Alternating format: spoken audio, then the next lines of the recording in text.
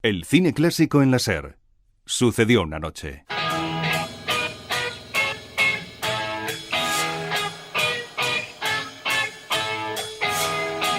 Say, where did I see the sky? In Red River, or a place in the sun. Maybe a misfit, head to a tunnel. And everybody says he alright, and everybody say what's he like, and everybody says sure looks funny. Hoy comenzamos Sucedió una noche con esta canción de los Clash, The Right Profile, que habla de nuestro primer protagonista de hoy. Dime dónde vi a ese tipo, comienza diciendo la letra. Fue en Río Rojo o en un lugar en el sol, tal vez en Vidas Rebeldes o en De aquí a la eternidad. Es Montgomery Clift, cariño. Y es que este 17 de octubre se celebra el centenario del nacimiento de Montgomery Clift, un actor al que alguien definió una vez como la mirada más triste del cine americano clásico. Sucedió el 12 de mayo de 1956. Elizabeth Taylor y su marido de entonces, Michael Wilding, celebraban una fiesta en su casa. Poco antes de la medianoche, uno de los invitados, Montgomery Clift, visiblemente borracho, se despedía para irse a casa. ¿Por qué no te quedas aquí esta noche? No, en serio, estoy bien. No te preocupes, yo iré delante. ¿Y eso de qué servirá? No podrá ir deprisa y tendrá que seguirme. Hasta luego. Ten cuidado. Te llamaré Mike. El coche del también actor Kevin McCarthy iba delante y Monty le seguía conduciendo el suyo por la sinuosa carretera de las colinas que rodeaban la casa de Liz Taylor. De repente, en una curva, el coche derrapó. Y fue a estrellarse contra un poste de telégrafos. En el accidente, la cabeza de Cliff había quedado empotrada en el salpicadero del coche. Su rostro estaba destrozado y cubierto de sangre. Avisada por McCarthy, Liz Taylor fue una de las primeras en llegar al lugar del accidente. ¡Monty! ¡Oh! ¿Qué pasa? ¿No puede respirar? ¡Oh! Dios mío, es un diente. No pasa nada, no pasa nada. ¡Oh, Dios mío, está bien, tranquilo! Con gran sangre fría, la actriz actuó rápido y de esta forma consiguió salvarle la vida. Monty tenía los dientes incrustados en la garganta. Yo le metí los dedos en el cuello y le arranqué los dientes. De no ser así, hubiera muerto asfixiado. Cuidado, muchachos. Sí, bien. Monty Clift.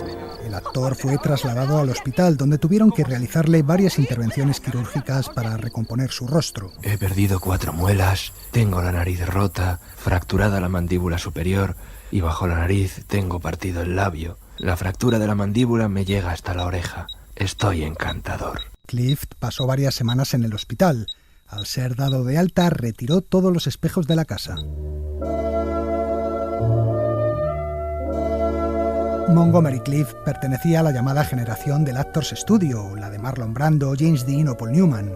Con ellos compartía el sello común de la intensidad de sus interpretaciones. No se trata de decir el texto, tienes que ir más allá del diálogo. No es solo lo que se dice, sino cómo se dice, y eso ha de salir de aquí. Sin embargo, resultaba mucho menos salvaje que Brando o James Dean y más introvertido en cambio. Se le daban bien los personajes atormentados, quizá porque su vida fue también un tormento.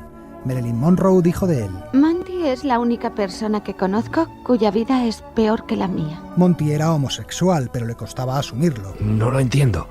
En la cama quiero a los hombres, pero en realidad amo a las mujeres. Se atormentaba por ello y para evadirse bebía. Por eso era también un alcohólico. Creo que es una debilidad. No me gustan las debilidades. ¿Y a ti? Tampoco, pero me gusta beber. Había nacido en Nebraska en 1920, en una familia acomodada.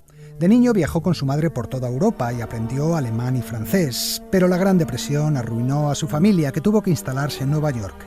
En el colegio los niños se reían de él por sus modales refinados y su madre le buscó un tutor particular para sacarle del colegio. Y ocurrió que este tutor era muy amigo de un empresario teatral que buscaba a un niño de 12 años para una obra. ¿Mi hijo en una obra de teatro? Ni hablar. Jamás hubo en mi familia ningún comediante. No se preocupe, será solo un papelito y además es una obra de arte y ensayo. De esta forma, Monty debutó en el teatro con tan solo 13 años y resultó tan buen actor que en los años siguientes se convirtió en toda una celebridad en los escenarios neoyorquinos. Ahí tienes al señor Montgomery Clift. Es guapísimo, ¿verdad que sí? Al público le encantaba esa mezcla de atractivo, melancolía y vulnerabilidad que ofrecía el actor. Estoy haciendo muchos progresos, mamá. Estoy muy contento.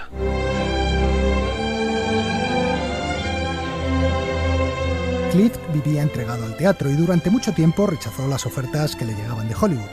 Finalmente, en 1948, claudicó, y lo hizo con una película que no parecía la más acorde a su estilo. Se puso un sombrero de vaquero y cabalgó al lado de John Wayne en Río Rojo, de Howard Hawks. ¿La ruta a seguir? Claro. San Saba, luego Meridiano y los Largos del Bronx. Esa es la ruta más larga.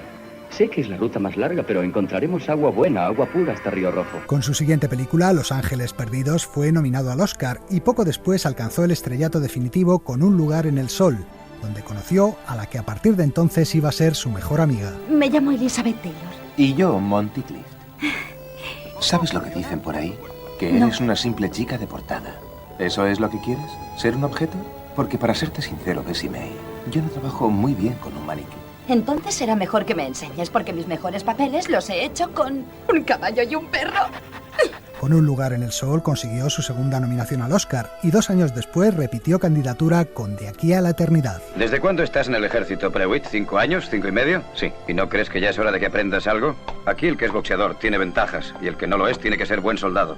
Soy tan bueno como el mejor. Sí que lo era, pero al igual que su personaje, que no quería boxear, él también se negaba a aceptar su estatus. Yo quiero ser un actor, no una estrella. Por eso rechazaba papeles por los que otros mataban, como el de James Dean en Al este del Edén o el de William Holden en El crepúsculo de los dioses. Tampoco frecuentaba fiestas y actos sociales de Hollywood. ¿Le dejan salir de noche para ir a bailar? Yo no malgasto el tiempo. Estando en la cúspide de su carrera, desapareció del cine durante 3 años para irse a representar La gaviota de Chekhov en un teatro de barrio en Nueva York.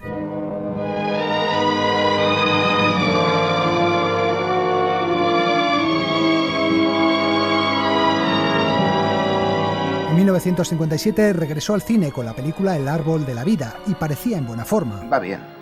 Sigo poniéndome nervioso ante una cámara. Pero en estas ocurrió el accidente que contábamos al principio. La cirugía recompuso más o menos su rostro, pero se vio obligado a pasar todo un año convaleciente. Me alegra volver a tenerte, Monty. Estás fantástico. Nos has tenido a todos muy preocupados. Lo que los cirujanos no pudieron coser fue un espíritu que a partir de entonces comenzó a derrumbarse. Las drogas y el alcohol se convirtieron en sus compañeros inseparables. Llevaba siempre un maletín lleno de pastillas, cocaína y otras sustancias. El director Edward Dmytryk confesaba: no había una sola droga desconocida para él. Todo ello empezó también a afectarle en su trabajo. Venga, vamos, silencio. Silencio todo el mundo. Prado Monty. Acción. Lo siento, Corten. He olvidado mi línea del diálogo. Olvidaba sus diálogos y empezaba a sufrir tics y espasmos. Físicamente parecía mucho más viejo que su edad real. Su amiga Liz Taylor abogaba por él y consiguió, por ejemplo, que no le echaran del rodaje de repente el último verano, donde irónicamente interpretaba a un médico que la trataba a ella. Un día, en Cabeza de Lobo. Donde Sebastián murió, ¿no? ¿Cómo murió? Dijeron que de un ataque al corazón, pero yo no lo recuerdo. De veras que no. Por eso estoy aquí, porque digo cosas que la gente no cree y luego ni siquiera las recuerdo. Inténtelo. Pese a todo, aún lograría buenas interpretaciones en películas como Vidas rebeldes o Vencedores o vencidos, por la que consiguió su 4ª y última nominación al Oscar, interpretando a un débil mental que había sido sometido a esterilización forzosa. ¿Dónde le llevaron? Al hospital. La enfermera que iba tenía que prepararme para la operación y dijo que todo aquello le parecía algo terrible. Sin embargo, pasaba el tiempo y no conseguía superar las secuelas del accidente. Sé que ya no puedo. Desde aquel día hicieron de mí una sombra de lo que había sido. Durante la filmación de Freud, Pasión secreta, fue demandado por los productores por sus ausencias del rodaje. Su último trabajo fue una película de serie B rodada en Europa que no quiso ni ver porque se sentía avergonzado de parecer casi un anciano con tan solo 45 años. En ese tiempo, el periodista de televisión española Pepe Ruiz se cruzó con él en Los Ángeles por casualidad y hace unos años nos contaba el recuerdo que guardaba de aquel encuentro. Estaba bastante destruido, muy delgado, pero seguía teniendo esos ojos maravillosos que cuando te miraban, vamos, yo le seguí mucho tiempo y en un semáforo nos paró a los dos y entonces él se dio cuenta que yo lo iba siguiendo. Y yo le dije, no puedo evitarlo, me había dado cuenta que eras tú y dice, no te preocupes, si me pasa muchas veces. Entonces hablamos pues 3 o 4 frases de cumplido, que dónde era, qué hacía ahí, me dio la mano, él continuó su camino, yo me quedé mirándolo como se alejaba, llovía un poco, llevaba un paraguas.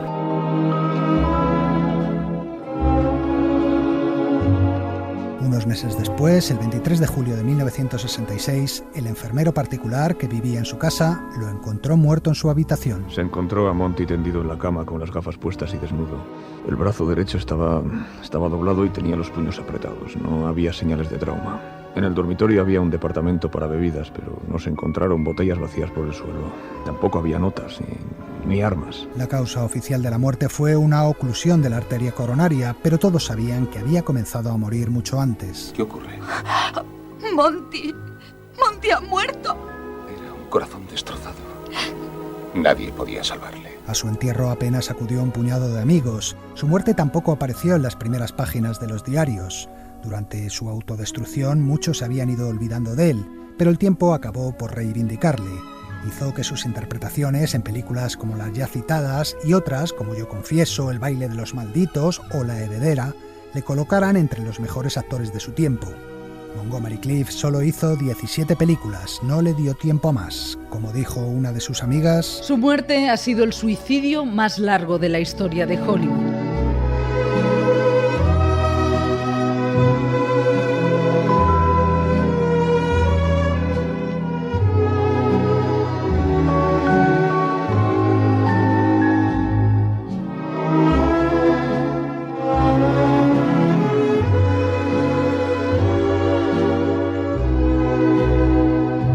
Cine clásico en la SER. Sucedió una noche.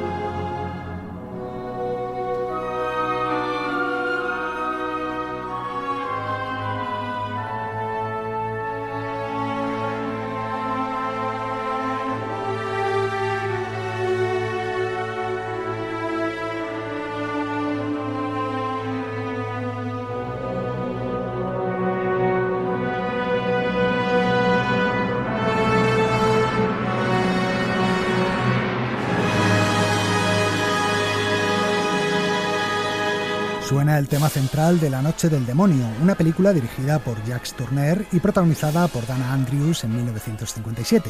Y suena aquí porque esta película fue una de las principales inspiradoras de otra película de la que vamos a hablar ahora. El próximo martes día 20 se cumplen 25 años del estreno de El día de la bestia, la película de Ales de la Iglesia.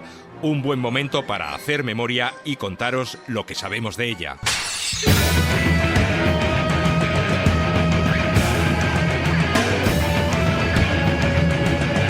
Pedro Almodóvar y su hermano Agustín, a través de su productora El Deseo, le habían producido su primera película, Acción Mutante, pero en la segunda no quisieron participar. Nuestro enemigo es poderoso. Acabará con nosotros al menor descuido. Es posible que haya escuchado esta conversación. Dios santo. Ales de la Iglesia. Probablemente la razón real es que no les gustaba la historia y punto. Pero Pedro, que es una persona muy generosa y muy amable, nos dijo que es que le daba miedo. Que él no quería hacer una película sobre el demonio y que le daba miedo. A los Almodóvar el tema del satanismo les daba repelús, pero no así a Andrés Vicente Gómez, que enseguida vio las virtudes de aquel guión y no dudó en producirla. El Día de la Bestia era una película muy innovadora, con personajes y temas muy distintos a los que estábamos acostumbrados en España. Una película que mezclaba sin reparos el humor con el fantástico, el terror y la acción. La única forma de hacer soportable la película o de que la película pudiera verse era de pronto abandonarnos a una visión excéntrica, a una visión de comedia. O sea, todo iba a ir en serio, pero desde luego desde fuera no lo iba a parecer. Un sacerdote había logrado descifrar la terrible verdad que se esconde tras el apocalipsis de San Juan. Y esta decía que el anticristo iba a nacer en Madrid el día de Navidad de 1995. Esta noche nace el anticristo, pero no sé dónde. Por eso necesito invocar al demonio. Fuerte. Tengo que vender mi alma al diablo, pero no sé cómo. A lo largo de una larga noche, el protagonista y sus amigos intentaban encontrar y matar a la bestia, evitando así el fin del mundo. Una historia rocambolesca que transcurría en una ciudad oscura y siniestra, Un Madrid de pesadilla lleno de yonkis, mendigos, fachas golpeando inmigrantes. El cadáver de Mariano Freire Rojas, de 65 años de edad, fue retirado ayer noche de la Gran Vía madrileña por miembros de la Policía Municipal en el estado que muestran las imágenes. Con estas son ya 7 las víctimas de la ola de vandalismo que, bajo el lema Limpia Madrid, viven estos días la capital. Alex de la Iglesia rodó El Día de la Bestia en el centro de Madrid, en el barrio en el que vivía por entonces. La Gran Vía, Montera, Callao, Preciados. Desde que llegué aquí a Madrid, considero esa zona de Madrid como si fueran unos estudios. Es la zona de Madrid que más me gusta arquitectónicamente, tiene muchísima perspectiva, tiene mucho contraste, los edificios tienen mucha fuerza. En la película vemos el entorno de la Gran Vía, varias calles de Malasaña, la Plaza de Colón o el Retiro con la estatua del Ángel Caído, sin olvidar las famosas Torres Kío de la Plaza Castilla, convertidas en la película en el Templo del Diablo. Gran Wyoming. Bien, las Torres Kío eran la sede de Bankia, que a su vez es como la mayor estafa que se ha hecho a la ciudadanía desde las instituciones. O sea, que lo cojonudo es lo que ha ocurrido en ese edificio desde que Alice hizo la película, ¿no? O sea, que efectivamente el mal estaba ahí.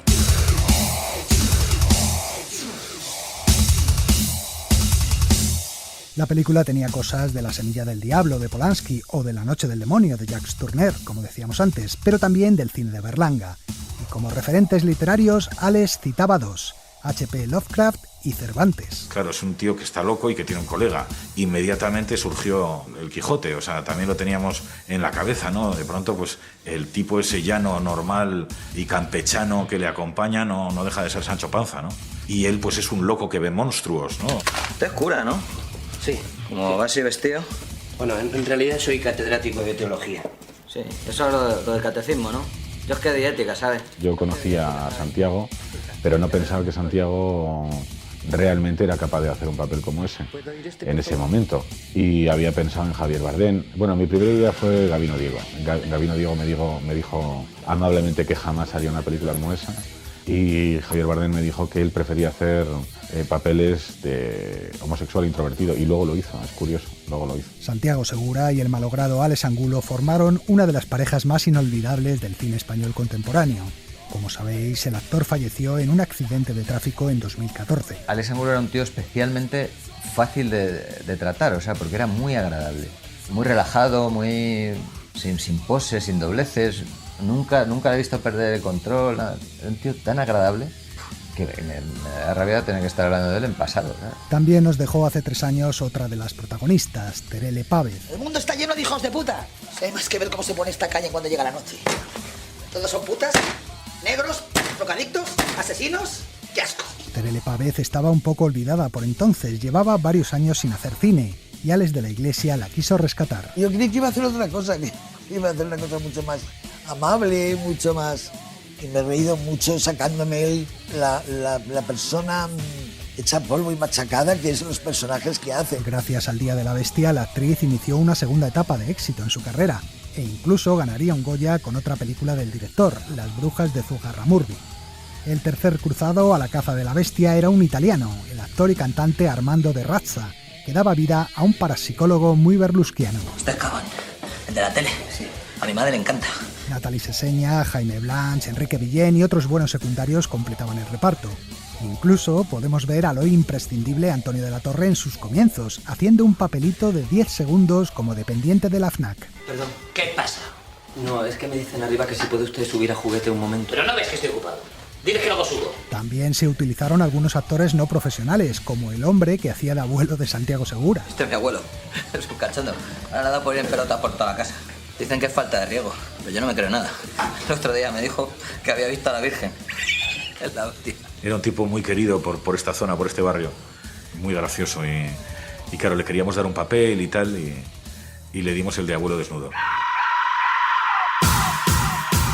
El plano comenzará con una acción de todos andando igual que el primer plano que hemos rodado. El rodaje tuvo lugar entre finales de 1994 y principios de 1995, en uno de los inviernos más fríos que se recuerdan en Madrid. 4, 5, 6 grados bajo cero, un invierno de estos crudos que hubo y rodando siempre de madrugada. Me castañeteaban tanto los dientes que no podía decir la frase, ¿no? La película tiene escenas muy famosas, como la del tiroteo de los Reyes Magos en la calle Preciados, pero sin duda la más recordada es aquella en la que los personajes se descuelgan por el famoso anuncio luminoso de Schweppes, en el edificio Carrión de la Plaza del Callao. Como era imposible rodar en el propio anuncio, se construyó una réplica exacta. Schweppes pagó la reproducción, que era imposible, vamos, un presupuesto gigantesco para la película, ¿no? Y entonces hicimos una reproducción un 10% más pequeño que el original, que seguía siendo gigantesco, que no cabía en ningún plató de Madrid. Tuvimos que ir a rodarlo a una especie de pabellón industrial en Guadalajara. Y aunque los actores no rodaban a 40 metros de altura, sí estaban colgados de cables a 10 metros. Y según parece, el que peor lo pasó fue el actor Armando de Razza, que sufría de vértigo. ¡Agárrese a mí! ¿Dónde está esto? ¡No me empuje, padre! Hay que agarrarse a los hierros. ¡Rápido, rápido! ¡Empuje! ¡No me van a caer! ¡No miréis abajo! Y ahí estaba el hombre y tal gritando, y entonces pues decía que le bajáramos. Como estaba atado, pues no se podía ir. Y aprovechamos la circunstancia para rodarle. No dice los diálogos, está gritando sin más. Y está todo el rato diciendo, tengo vértigo, bajarme de aquí. Luego le doblamos y ya dijo los diálogos. También dio bastantes problemas la cabra que aparece en la escena de la invocación al diablo. Armando de Razza. Era un cabrón muy grande, ¿no? Entonces se liberó. Y todo el mundo corriendo atrás del cabrón, escapando por el pasillo del apartamento del profesor Cabán, con el cabrón atrás que encornaba las paredes. Es una cosa que no sé si estaba qualcuno que estaba rodando, puede ser que era mejor de la película. Por cierto, que la escena en la que la cabra se alza sobre dos patas y un par de planos más del final en la azotea de las Torres Kío tienen el honor de haber sido los primeros efectos digitales que se utilizaron en una película española. Abre la puerta, que soy el diablo que vengo con perras. Abre, chiquilla, las piernas que vengo a clavarte semillas. El Día de la Bestia ganó 6 Goyas, entre ellos el de Mejor Director para Alex de la Iglesia y el de Actor Revelación para Santiago Segura, y consiguió algo muy poco habitual: ser un taquillazo y a la vez convertirse en una película de culto. Después, cuando la vendemos al extranjero, la película empieza a funcionar muy bien y tal, y ya genera pues todo lo que ha arrastrado el Día de la Bestia, ¿no? El Día de la Bestia sirvió también para recuperar el cine fantástico en España después de que en los años 80 hubiera atravesado una mala racha. Alex de la Iglesia demostró con su película que podía ser también un género muy comercial y no solo un tipo de cine para aficionados. De esta forma abrió una brecha por la cual entrarían después otros directores como Paco Plaza, Jaume Balagueró, Juan Antonio Bayona o el mismo Alejandro Amenábar. Paco Plaza. Fue como una especie de patada en la puerta que pegó Alex en la industria y sobre todo conectando con el público, ¿no? Hacer un cine de género puramente fantástico, a la vez puramente español, con unos referentes muy anclados en nuestra cultura y que venían heredados de Berlanga, de Azcona, de la cultura del esperpento, pero todo eso mezclado con el cine fantástico, con el cine de terror, era algo, yo creo que insólito, ¿no? para nosotros, y sobre todo que lo estuviera haciendo alguien tan joven. 25 años después de su estreno, El Día de la Bestia sigue siendo un clásico imprescindible en la historia de nuestro cine.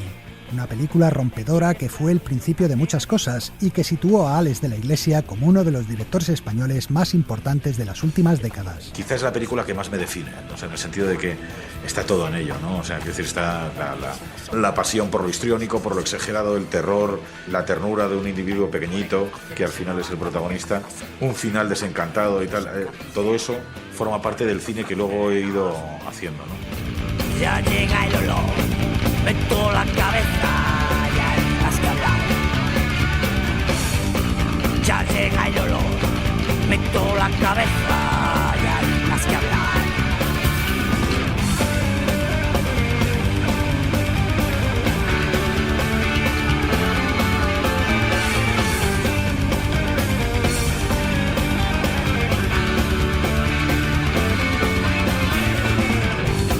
Ya llega el olor, meto la cabeza, ya hay más que hablar.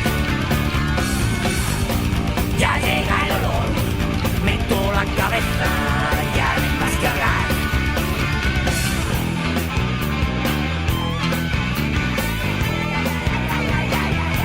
Desde los 4 puntos cardinales me llegan todos los vientos.